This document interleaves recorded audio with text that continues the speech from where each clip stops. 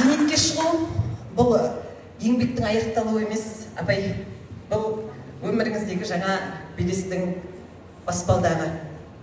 Сіз ұстазға, ұжымыңыздағы әрбір ұстазға тірек бола білдіңіз.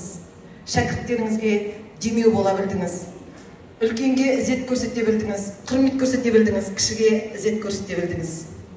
Міне, осы сізден азғандай уақыт болса да, сізден көрген тәрбиені ары қарай жалғастырып алып кете алатыныма ұжымның арқасында сенімдімін.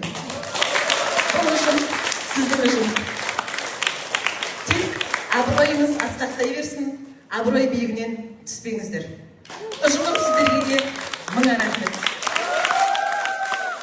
Және ұжымымыздың атынан апайға жаңа тілектеріңізді айтып жатырсыздар ғой. Шетел аралап қыдырып жүре беріңіз деп. Дәл сол сияқты ұжымның атынан Дубайға жолдама.